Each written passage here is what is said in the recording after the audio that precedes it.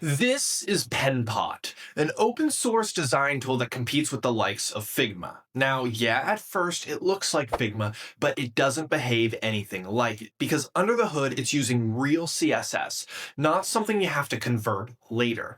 And that changes the handoff problem in a big way. Let me show you what I mean.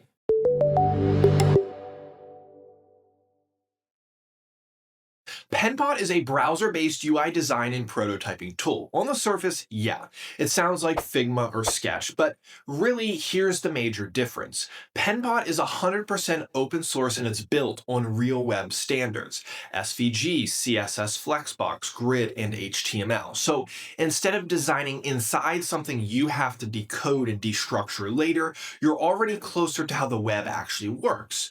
You can self-host it with Docker in one command, which is what I'll do in this video, as that's what I'm all about. Open source versions of tools and seeing how they compare. Now with PenPot, designers still get components, layouts, prototypes, but devs get the part that actually matters. Output that looks like real code. There's no weird middle layer going on. There's no guessing what's happening. And it's free. Unlimited files, unlimited collaborators. That's why people care about this. If you enjoy open source tools and coding tips that speed up your workflow, be sure to subscribe to the channel. We have videos coming out all the time. Now, PenPot's a design tool, so why should you care, especially if you're a dev? Because this fixes a very specific pain. The pain of handing off a project or converting design into real code. PenPot makes design feel native to the web. So when you inspect something, you're not guessing, you're reading it. Let me show you. All right, quick demo time here, people.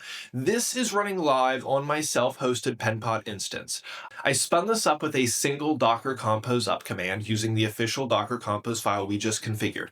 This was huge, so it took some time to spin this up, but now that it's up and going, it works great. And we get a nice landing page here, clean look where I can create a new project. Now let's actually build something, just a simple cart, nothing fancy, just a container.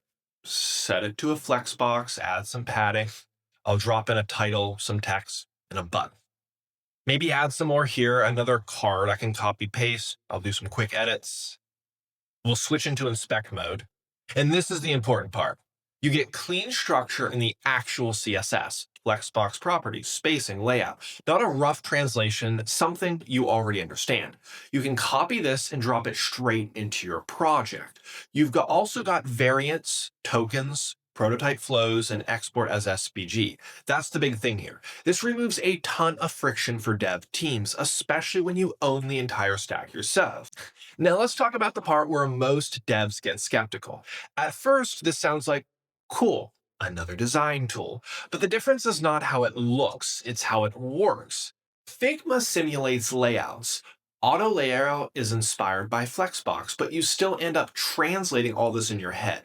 PenPot starts much closer to actual CSS, so there's less mental conversion between design and code.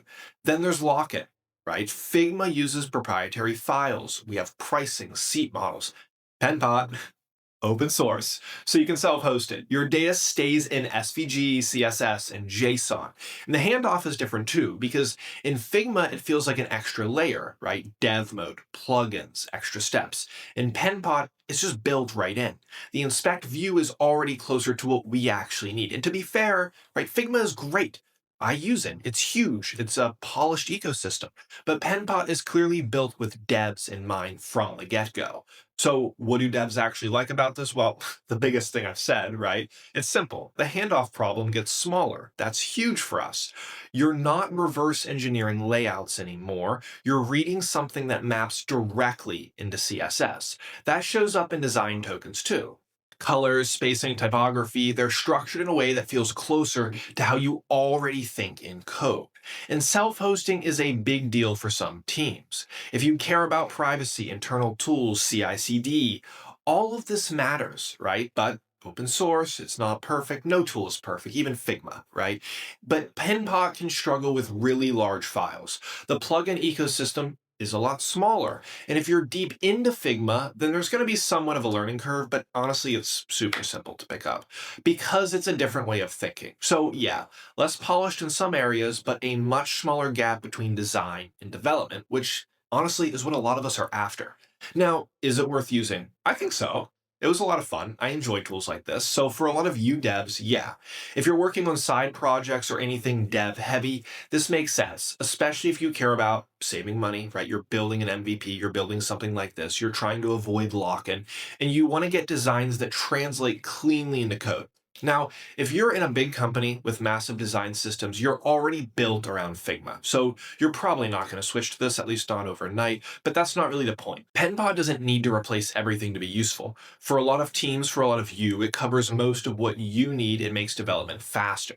And that's why more devs are starting to actually try it. It cuts down all that handoff time that it takes to take a design into code. If you want to try it, it's easy. Go over to PenPot app, use the cloud version, or do what I'm doing. Self-host it with Docker if you want more control, just like here. If you enjoy open source tools and coding tips like this, be sure to subscribe to the Better Stack channel. We'll see you in another video.